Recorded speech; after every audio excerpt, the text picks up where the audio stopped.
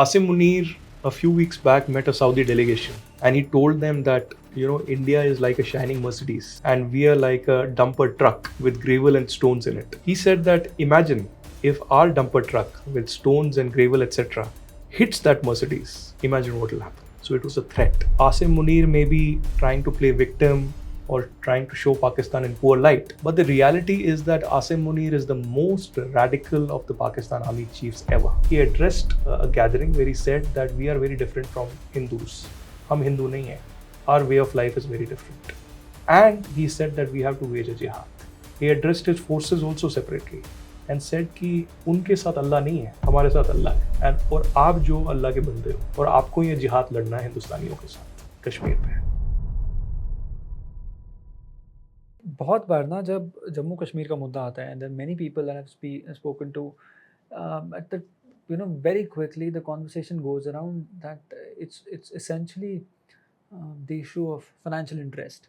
Very conveniently people make an argument कि इसमें कश्मीर के मुद्दे को ब्रूड रखने में या उसको उबलने में सबके खाते चलते हैं, सबके इंटरेस्ट, सबके फाइनेंशियल इंटरेस्ट हैं. Is that the case? And I don't mean to disrespect any institution, but it's important to get to the base of the problem. कि क्या इतना बड़ा फाइनेंशियल्स का मुद्दा या एक इतनी बड़ी कोई इकोनॉमिक अपॉर्चुनिटी थी?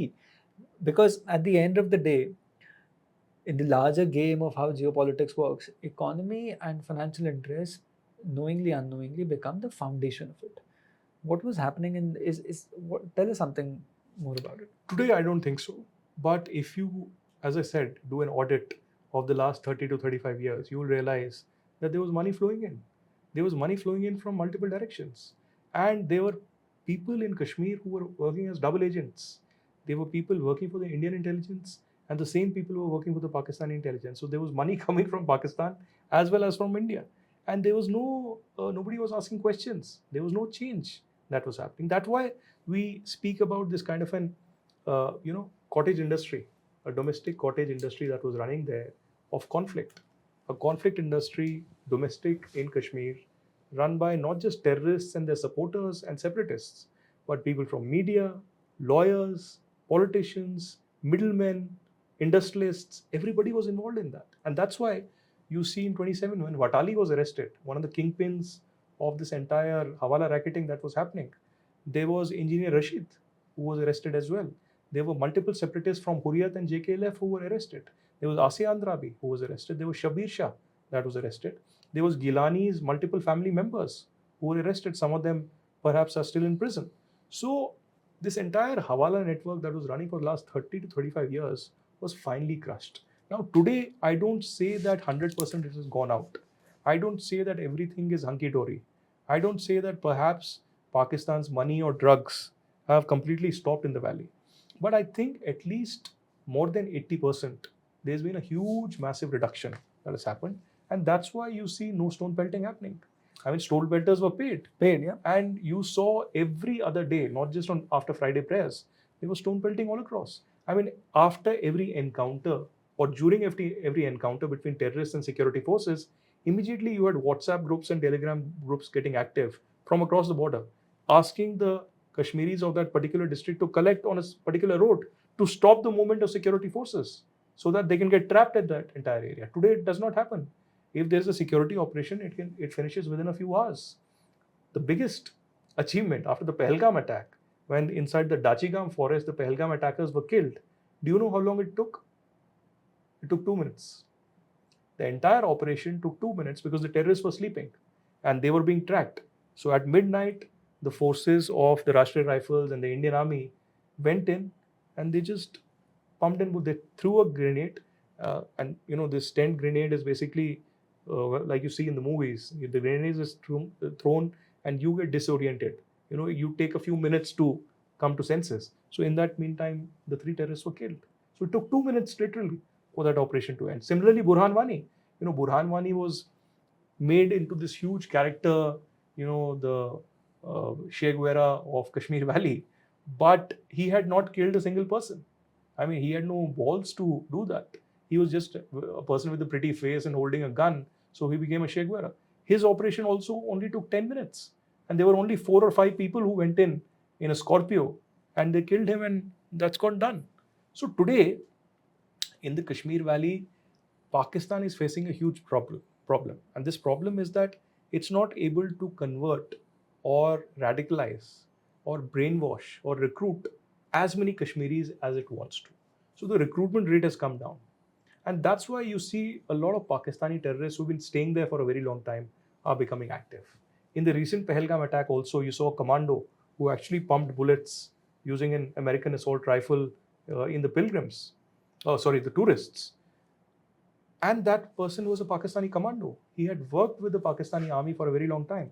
So there's a rule that Pakistani commando can work with the army only till a certain age. So when he retires, he's recruited into the Lashkar-e-Toiba or Jaish-e-Mohammed and works for them as a proxy. So that's what happened.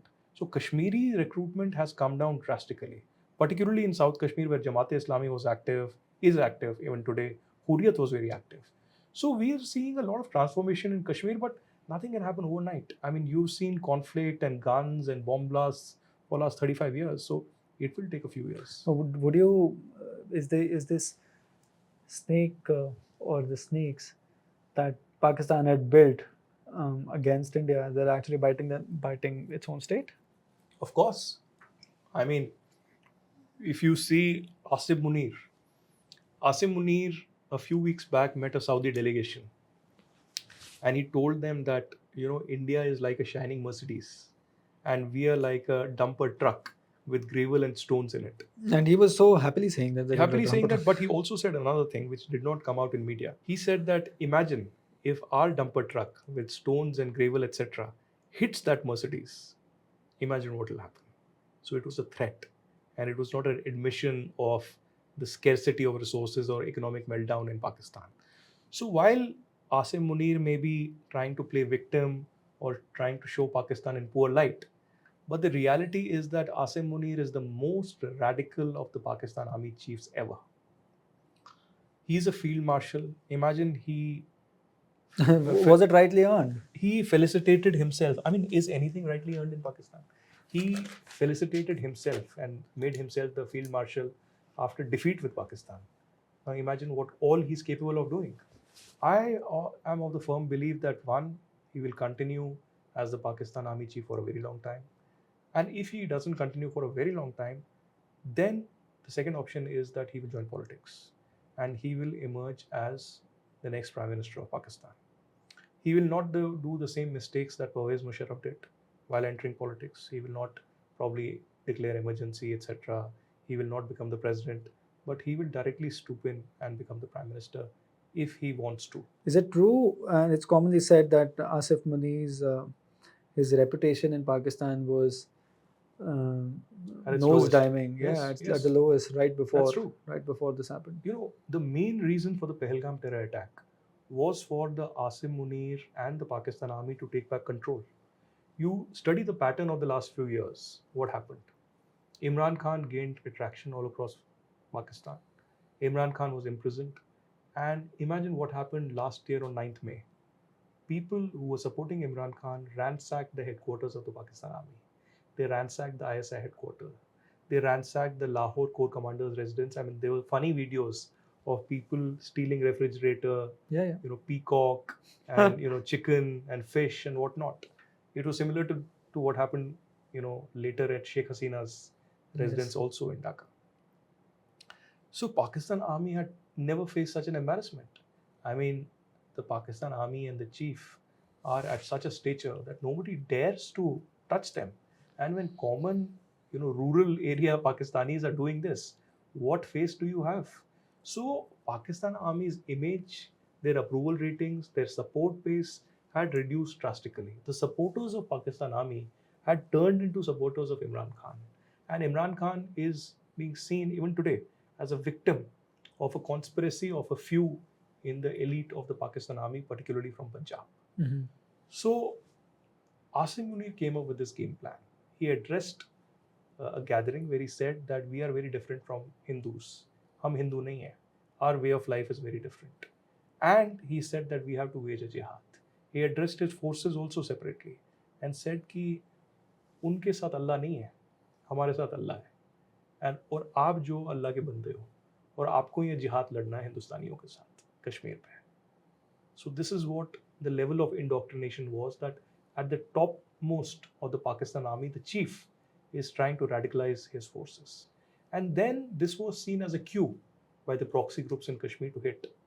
Okay. So you saw in Jafar Express in Balochistan, there were 20 to 30 people who were killed, and Pakistan blamed India for it. Even DG ISPR did a press conference and showed my tweets of reportage on Jafar Express attacks and my phono on reportage on TV. So 26 people, including one Nepali and one Muslim, and rest of them Hindus, were killed in Pahalgam. So many say that this was in revenge of Balochistan, but the reality is that the main issue was that they wanted to take back control, because once Pahalgam happened and India responded, the entire Pakistani society stood behind the Pakistan army, that we have to wage this war, we have to respond to India, and we are with the Pakistan army. So now, from 20 to 25% approval ratings, today it is more than 80 to 85% yet again, and Asim Munir is the hero of a lost war. So, do you think it's possible to take back the control of narratives? Because Pakistan essentially, if one is to say, and one is to, and I blame the U lot also for what was happening, perhaps during the Operation Sindoor, that at least on first and second day, because there was a lot of turmoil, there was a lot of misinformation and disinformation underway, and there are not many people who were essentially, the country was looking for right information, but at the time of war, is it even fair to give right information in a time where internet and social media just ensures that everybody could be waylaid into a certain direction? Now that is the information war we're talking about. Now what was happening, it seems almost certain that right after the Operation Sindoor, right after the the remarkable victory that India ensured in the entire Operation Sindoor, uh, but Pakistan in a certain way had, at least even if not the control over narrative, it was able to project to its own people that the tragic defeat that it faced in the hands of Indian armed forces was not actually a defeat, but a Victory. victory. So now we're looking at a society जिनके पास शायद mobile phone आ चुके होंगे, या फिर mobile phone भी नहीं आए, तो वो लोग जो सिर्फ अपने अखबार या अपने 4 लोगों या जो इन्फ्लुएंसर्स होंगे उनके देश के अंदर, उनको सुनकर अपने ओपिनियंस बनाते हैं, और वो भी ना होता हो, पाकिस्तानी प्रधानमंत्री कुछ बोल देता है या फिर आर्मी चीफ कुछ बोल देते हैं, तो उनको लगता है कि हाँ हाँ ऐसा ही हुआ होगा. क्या ऐसी जनता को सही रास्ता या सही इन्फॉर्मेशन पहुंचकर कभी रियलाइज़ हो पाएगा कि पाकिस्तान कहाँ पर खड़ा है इस पूरे मैटर के अंदर? क्योंकि there is a lot of disinformation in Pakistan vis-a-vis conflict with India. More importantly, जैसे ये अनफोल्ड हुआ है over the last 1 year, it seems कि rather than focusing on what was happening to their stations, they were perhaps more focused towards just ensuring that they win over the narrative war. In fact किसी एक मित्र है, उसने उसी समय ये बोला था कि यार इजराइल को पूरी दुनिया गालियाँ देती है. ठीक, does Israel bother about it? It just goes True. on to do what it's supposed to do because it has to ensure that it stays independent, it stays as a strong powerhouse, because it is surrounded by Islamic nations which do not want necessarily its survival as well. तो पूरा दुनिया Israel को गाली देता है and Israel is not bothered. So why can't we keep a thick skin like that? Having said that, do you think just graph में the approval ratings which are 80-90% for Asim Munir, do you think that it will drop anytime in near future, or do you think Imran Khan has lost the opportunity now? Firstly, you asked multiple questions. Yeah. So, The multiple stories actually. Yeah. So, when it comes to the narrative part of Operation Sindoor, I would disagree. Many people are saying that, हमने operation सिंदूर तो बहुत बढ़िया किया, हमने पाकिस्तान को मज़ा चखाया, लेकिन narrative war में हम रह गए, डिसइन्फॉर्मेशन बहुत ये चला, और इंडिया का कहीं पर जो है हम विक्ट्री नहीं हो पाई. I disagree. सबसे पहले तो हमें ये सोचना चाहिए कि इंडिया ने जंग का ऐलान नहीं किया था. India did not want a war. India was targeted by terror group based in Pakistan. It was India believed that the mastermind of the terror attack was Asim Munir, the Pakistan army, and India wanted to do a limited operation as a strike back and revenge for Pahalgam. So India targeted 9 terror camps or headquarters, including Murid and Bawalpur, the headquarters of Lashkar-e-Toiba and Jaish-e-Mohammed.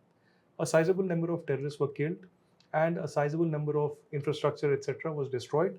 And for the first time, we didn't have to put out the proof because the Pakistanis put out the proof. The Pakistanis came out with videos from all these 9 locations and came out. I broke this news first of Operation Sindoor only because I track POK very closely. And I am on a lot of WhatsApp groups of Pakistan occupied Kashmir. So मैं late सोता हूँ थोड़ा रात को 2 बजे के आसपास. तो करीबन 1 बजे के आसपास मेरे WhatsApp पे मैसेज आया POK के एक ग्रुप पे, एक वीडियो, और उसमें आया कि यहाँ पर एक डैम है, उसके आसपास कहीं पर एक बहुत बड़ा हमला हुआ है और बहुत लोग वहाँ पर हो सकते हैं मारे गए हों, लेकिन हालत ख़राब है, यहाँ पर जेट्स भी घूम रहे हैं, ये सब हो रहा है, लेकिन 2-3 जगह पे ब्लास्ट हुआ है. उसके बाद पाकिस्तान से भी आने लग गए अलग अलग जगह से. तो मुझे लगा कि ये शुरुआत तो हो गई है. So I put out the first tweet at 1:29 a.m. that night. And next day when the press conference happened, it was told कि 1 बजे हमारा ऑपरेशन शुरू हुआ लगभग, and 1:28 हमारा ऑपरेशन खत्म हो गया when the last jet arrived back. So 1:29 a.m. So लोगों को लगा कि मुझे पता था, तो मैंने बोला मुझे कुछ पता नहीं था, ये तो बस because I was on a WhatsApp group, so I realized it. So what I'll tell you is that if you compare this scientifically with 2016 and 2019, 16 में जो सर्जिकल स्ट्राइक हुआ और 19 में जो बालाकोट हुआ, today narrative wise we were much more stronger. Not just because India responded in a much more confident manner to Pakistan and hit them deep inside Pakistan, but also because we were able to provide proof. We did not only show satellite images, we also showed photographs and videos that Pakistanis were putting out. I mean, Arjun, remember that video of Noor Khan Air Base in the heart of Pakistan Army in Rawalpindi, meters away from the residence of the Pakistan Army chief. कभी आपने सोचा था? मैंने तो नहीं सोचा था कि वहां पर एक आग का गोला ऐसे ब्लास्ट हो जाएगा. बट और क्या क्या था वहां पर? बहुत कुछ था. बहुत सारा था. जो सारा ये कैराना हिल्स के ऊपर डिबेट चल रहा है, इसमें मेरा ओपिनियन ये है कि किसी न्यूक्लियर फैसिलिटी में हमने हिट नहीं किया था, लेकिन I think there is some American interest in Noor Khan base. America का कोई कमांड कंट्रोल सेंटर या एयरक्राफ्ट्स या कुछ ना कुछ नूर खान बेस पे है, which is hidden. It's a secret between Pakistani deep state and the American deep state. It could very well be. 40-50 years they've been very close. They're Yes. closest buddies. Many people also say that Pakistan में America का एक airbase है जो कि लोगों को अभी तक पता नहीं है. हो सकता है बलूचिस्तान में हो सकता है, रावलपिंडी में हो सकता है, but nobody knows about it. But ये जो नैरेटिव है, मुझे लगता है कि 16 और 19 के मुकाबले हम बहुत कॉन्फिडेंट थे. एक चीज़ पे जहाँ हम चूके was the question of these jets that came out and saying that जे हमारे 5 जेट गिर गए, 4 के जेट गिर गए, बार बार चीज़ें जो है पाकिस्तानी बोलने लगे. But Pakistani also could not provide any proof. I mean, Pakistani prime minister went on and said that 5 Rafale गिरा दिए. फिर जो आर्मी का कोई है या बाकी है वो कह रहा नहीं 2 रफेल गिरे. तो they are themselves not confident कि हुआ क्या है. At the same time there was a propaganda that was put out there कि यहाँ की जो एक एयरफोर्स की पायलट है शिवांगी सिंह, उसको हमने जो है पकड़ लिया है. तो शिवांगी सिंह तो अपनी बेस पे यहाँ पे बैठी हुई है. कोई फेक वीडियो जो है कोई AI से ये करके या पुराना वो स्प्रेड कर दिया हर जगह. तो पाकिस्तानी हमको भी ट्रोल करने लग गए एक्स पे कि भाई शिवांगी सिंह का है, हमें शिवांगी सिंह दिखाओ. तो हमारे then the DGISPR came out and said that हमारे पास कोई इंडियन पायलट नहीं है. So this entire theory was kind of a crafted propaganda from the Pakistani side कि भाई इंडिया को लॉसेस हुए हैं, पाकिस्तानियों को नहीं हुए हैं. But now that the air force chief has also spoken and said कि 6 से 7 जो पाकिस्तानी जहाज़ हैं वो गिरे, उसमें F-16 भी हो सकता है. और फिर next day the Donald Trump came out because he has said 40 times कि मैंने सीज़फायर कराया. तो ही ऑल्सो सेड कि 6 से 7 जो है एयरक्राफ्ट इस सारे ऑपरेशन में गिरे थे. So the reality is hidden in the fog of war. But the truth remains that with the kind of action that India did, I think we have brought in a paradigm shift in terms of warfare, in terms of military confrontation. I think the drone warfare पहली बार ही इतना prominently used किया. And then you see the example what happened in Ukraine also. Yes, it's a non-lethal way and it's also a psychological warfare. कि आप drones भेजो, आप देखो ना किसी civilian area में या फिर military area में भी आप drone भेज रहे हो, तो आपको पता नहीं ये हमें hit करेगा, ये फटेगा, ये क्या करेगा. But उसमें कोई ज़्यादातर जो ड्रोन भेजे थे उसमें कोई एमिनेशन नहीं था, वो बस भेज रहे थे, it was like a pass over, वो आ रहा था और जा रहा था। तो कश्मीर में भी, जम्मू में भी क्या रिएक्शन हुआ कि जैसे ही ड्रोन आए, AK-47 से आर्मी और पुलिस वाले उस पर फायर करने लगे और उसे नीचे गिरा दिया, but nothing more than that happened. So it was a psychological warfare for a sustained period that Pakistan achieved. और टर्किश ड्रोन्स वो सर, अब हमें पता है कि जो टर्किश फ्लाइट्स जा रही थी वो ड्रोन्स लेके वो जा रही ड्रोन्स थी, लेके जा रहे थे। और चाइना से भी a lot of equipment was coming to Pakistan. So China और टर्की से तो बहुत सारा जो है गोला बारूद और ये सब गया। और मैंने ऑपरेशन सिंदूर के आसपास ये भी देखा कि अमेरिका की बहुत सारे जो एयरक्राफ्ट हैं वो इंडिया आ रहे थे। अब मुझे नहीं पता वो क्यों इंडिया आ रहे थे, बट जयपुर, आगरा, अलग अलग जगह पे ये लोग जा रहे थे। बहुत लोगों ने मुझे बोला कि जेडी वैंस उस वक्त आए थे और उनके जो निकलने की प्रक्रिया है, बहुत सारी सिक्योरिटी होती है, इक्विपमेंट होता है, वो जा रहा था। तो मैंने बोला नहीं, जेडी वैंस के जाने के एक हफ्ते बाद भी अगर एयरक्राफ्ट एक आ रहे हैं और जा रहे हैं, इसका मतलब है कुछ तो ऐसा है, साजो सामान जो आ रहा है और जा रहा है। और कुछ ऐसे देश हैं जिन्होंने भारत की भी बहुत अच्छी मदद की उन दौरान, उनका नाम सामने नहीं आया, बट ऐसा है कि at a great level we received support. एक मुद्दा ना जियोपॉलिटिकली अभी in the last couple of weeks और कपल ऑफ मंथ्स रादर ये फिर से उठना स्टार्ट हुआ। See what happens in Ukraine is projected, treated, and written about as the Russian invasion of Ukraine, easily overlooking the fact that for Russia, Ukraine has been a red line for a really long time. NATO expansion cannot be eastward further from Ukraine, and Ukraine का Europe में जाना या फिर NATO में जाना is not something that Russia will take on lightly. But in this Russia versus Ukraine, and I agree that many had expected that when the war starts, the war will be over in 2 weeks of time tops. कि Russia जाएगा, सब जगह bomb करेगा, capture कर लेगा सब कुछ, and then it will be a stalemate, and the stalemate will go for a reasonable time. However, 2 years on, we still see if there's no path towards peace. President Donald Trump, and also at one point, uh, he argued pursuing peace, and in fact, one Twitter handle tweeted a couple of days ago, this was Donald Trump looking before reaching Alaska, and this is after reaching Alaska, because perhaps whatever he was expecting, he did not get. More importantly, then when Russia fought Ukraine, Russia was not fighting only Ukraine, it was fighting Ukraine plus NATO. That's right. It was fighting German tanks, French tanks, German defense support, ammunition from all across the world, money which was flowing. I remember, I think a couple of years ago, I was in Slovenia where he gave a public speech and essentially seeking more financial support. And while there were other smaller countries which argued for the same, that do you really want more support? And how are we going to provide all this financial support? Having said that, was India also fighting Pakistan and the deep state during Operation Sindoor? What do you think? Well, India was certainly fighting Pakistan in the deep state. There's no doubt about that. And, Americans were keeping a close watch. But the reality of the matter is that Pakistan could not have sustained this war for a very long time. And that's the reality of the matter. But were monies flowing in from US and any other Western I nations? personally don't feel that there was anything coming in from the US. If you say China and Turkey, that is almost open secret. But I don't think that the Americans were involved. But if there is a future confrontation, I don't know. Maybe the Americans get involved also, looking at the things right now. But you also have to understand right now, the focus has shifted from Operation Sindoor to Operation Donald Trump. I mean, Trump more than 40 times has said that this ceasefire was achieved because of me.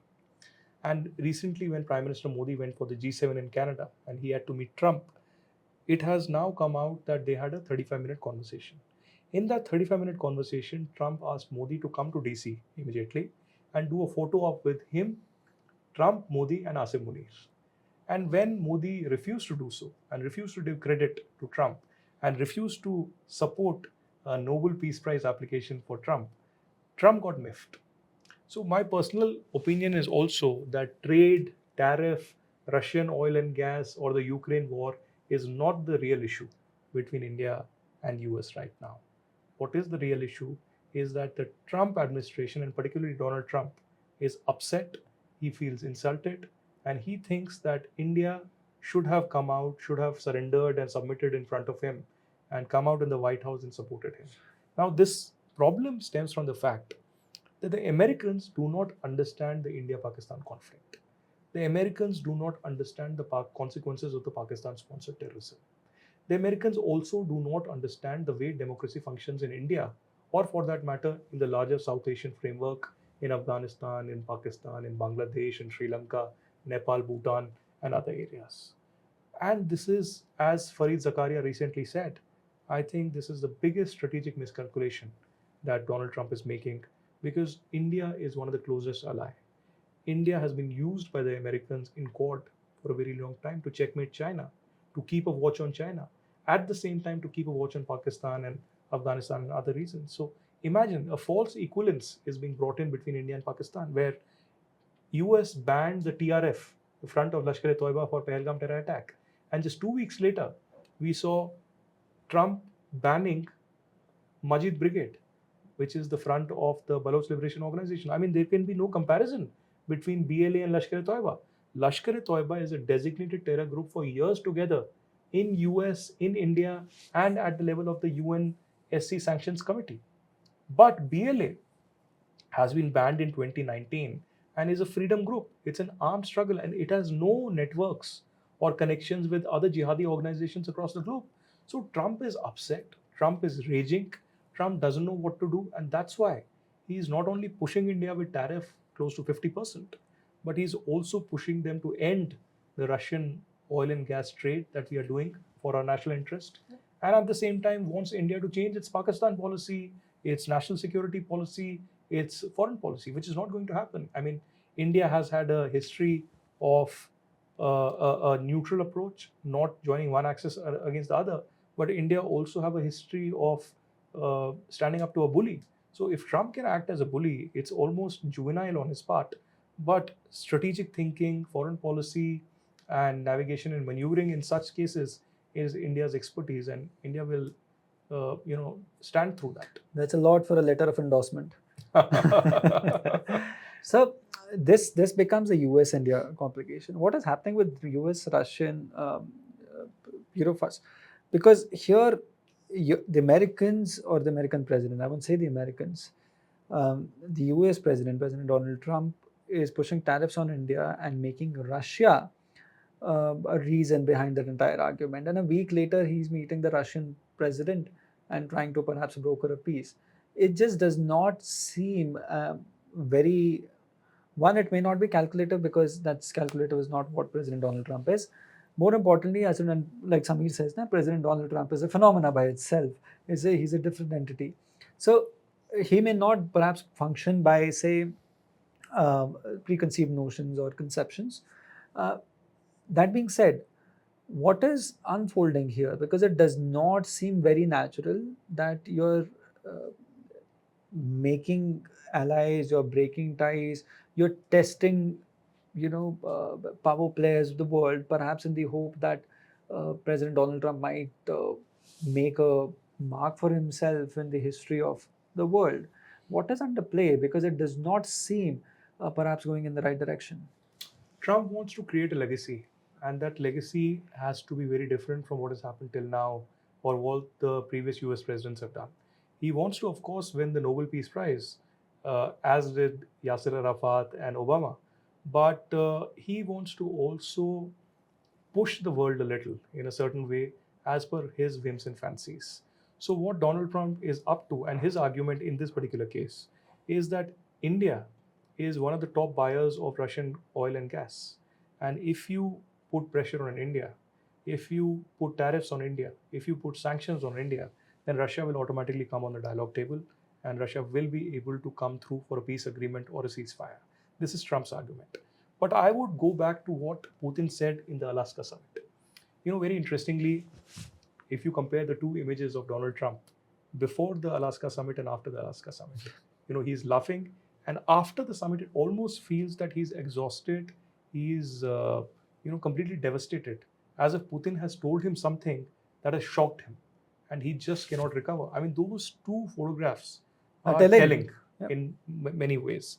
But during the 9-minute speech that Putin did, the first of the two leaders, he also said that I want to thank the US president Since his administration has come, the US-Russia trade has increased by 20%. Now imagine the hypocrisy and the double standards. The Americans want to give moral lessons to India. The Americans want to quote the hundreds and thousands of people who were killed in the Ukraine war and blame it on India.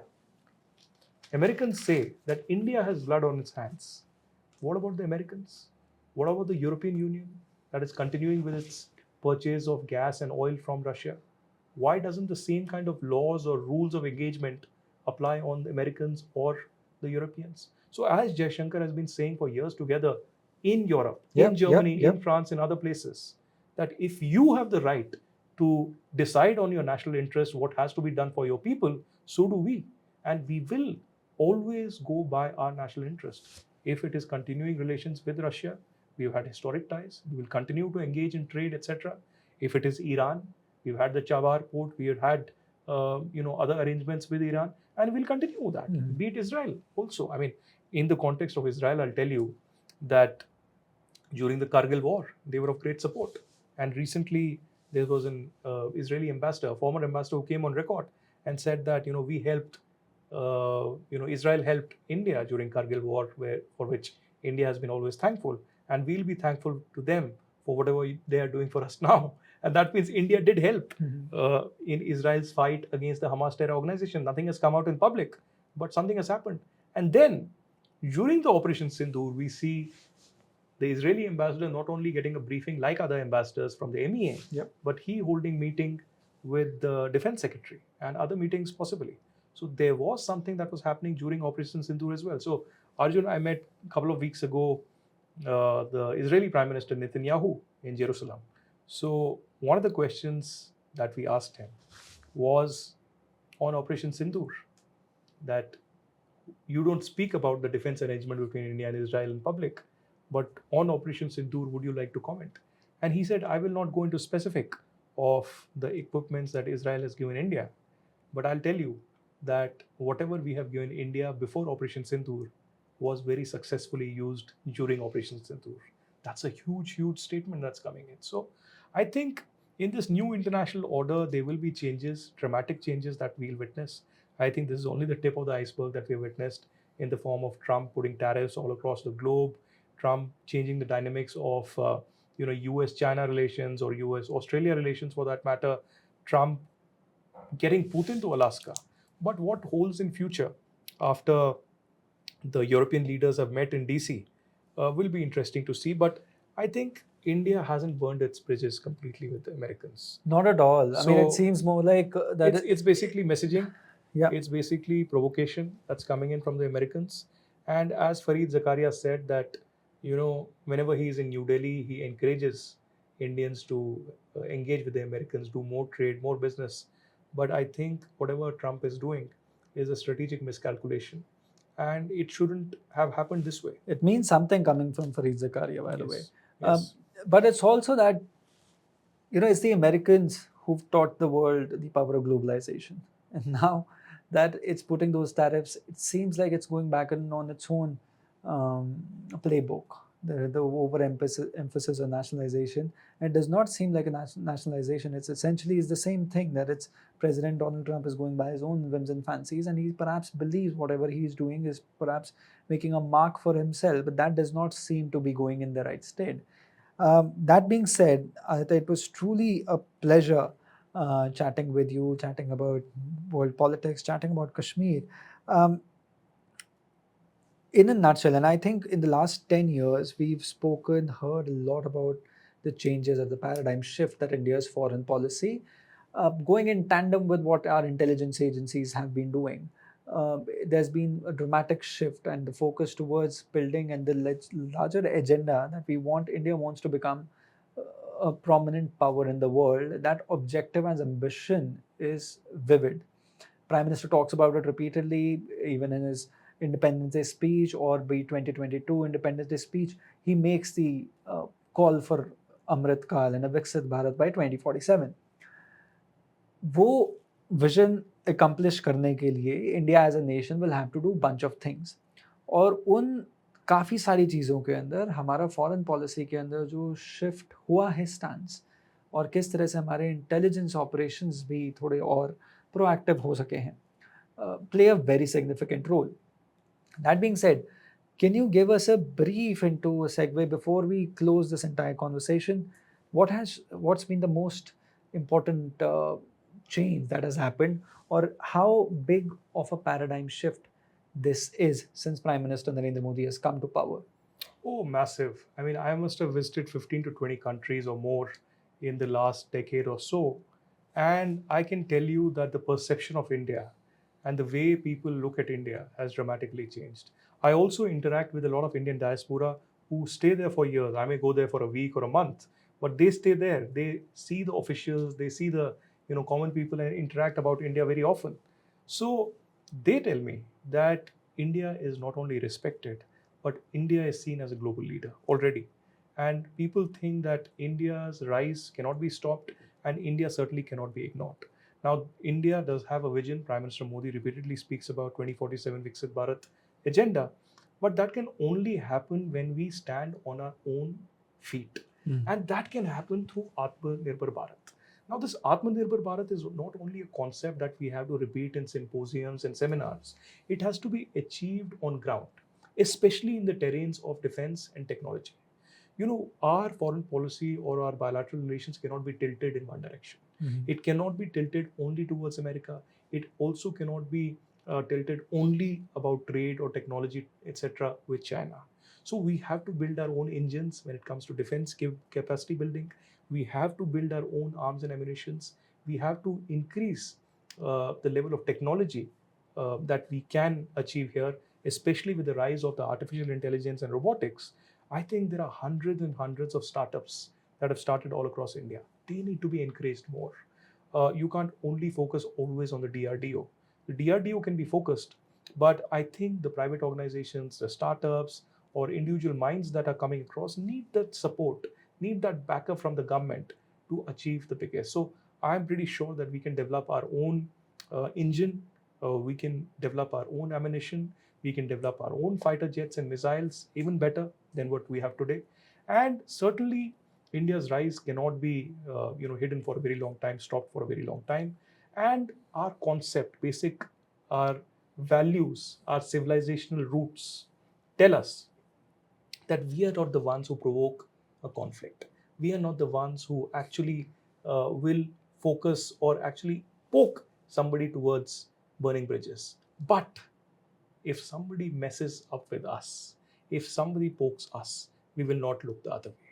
We will certainly hit back. And that's what has been done with Pakistan. Like the MEA spokesperson said recently, that if Pakistan engages in some misadventure again, there will be painful consequences. A lot of these painful consequences haven't come out in public till now. So I believe that we are on a positive trajectory, just like Prime Minister Modi said, that this is not an era of war. Solutions cannot be found in the battlefield. We had a historic G20 in which, for the first time, there was a consensus on the Russia-Ukraine war.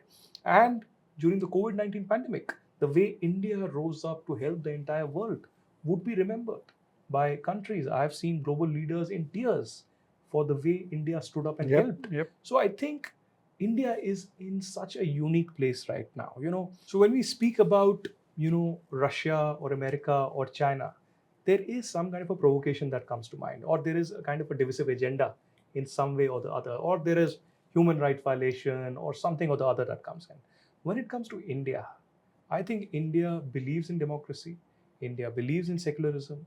India believes in our Hindu civilization of Bharat.